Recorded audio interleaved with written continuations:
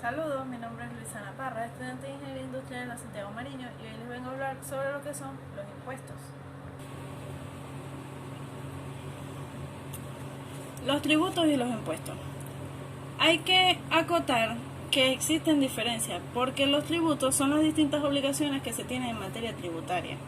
Es lo que permite al contribuyente solicitar y encontrar un servicio ante la administración pública, mientras que los impuestos son solamente un tipo de tributo. El Estado no está obligado a retribuir de forma directa al individuo por el pago de impuestos, porque estas son prestaciones exigidas en dinero por el Estado conforme a la ley, con carácter obligatorio, para obtener los ingresos necesarios para cubrir los gastos que demanda el cumplimiento de sus fines y para el desarrollo de actividades económicas y sociales. Es decir, que su pago no genera ninguna contraprestación al contribuyente.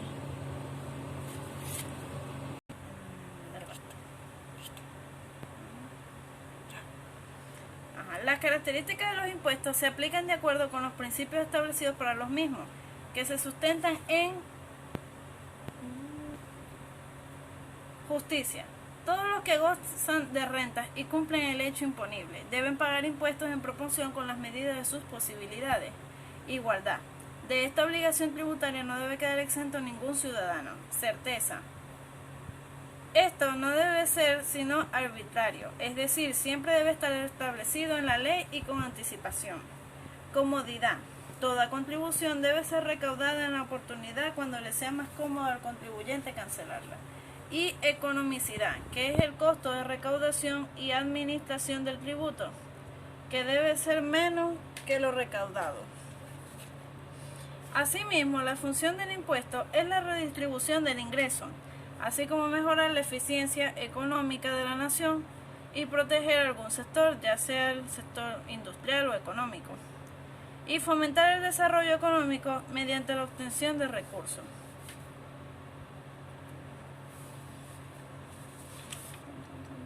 La Constitución de la República Bolivariana de Venezuela, siendo el principal ordenamiento jurídico venezolano sobre todas las demás ramas del derecho en el ámbito jurídico nacional, como ley suprema, dice en su artículo 316 que el sistema tributario procurará la justa distribución de las cargas públicas según la capacidad económica del o la contribuyente, atendiendo al principio de progresividad, así como la protección de la economía nacional y la elevación del nivel de vida de la población.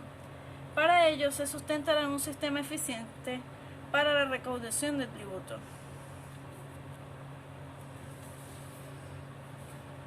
Asimismo, los impuestos se clasifican en dos tipos.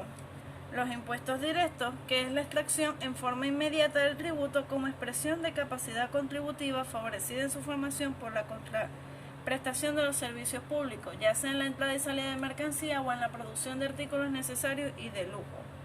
Y los impuestos indirectos, que es la transferencia de riqueza, tomados como índice o presunción de la existencia de capacidad contributiva, indirectamente relacionada con la prestación de los servicios públicos, como gasto y consumo, donde entran ahí los personales y los reales.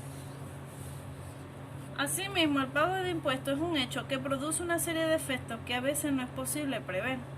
Los principales efectos se pueden clasificar en dos formas. Repercusión, que es un fenómeno que se desarrolla en tres etapas. La percusión, que es el momento en que se realiza el presupuesto.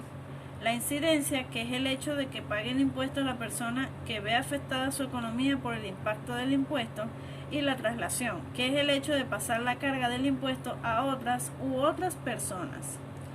Asimismo, la evasión consiste en eludir el pago de impuestos, que no debe confundirse con la repercusión, ya que en cuyo caso el impuesto lo paga un tercero y en la evasión el impuesto no se paga en ninguna forma. Esta se presenta en dos casos: la evasión legal, que significa omitir el pago de los impuestos mediante procedimientos legales, y la evasión ilegal, que se realiza para eludir el pago del impuesto.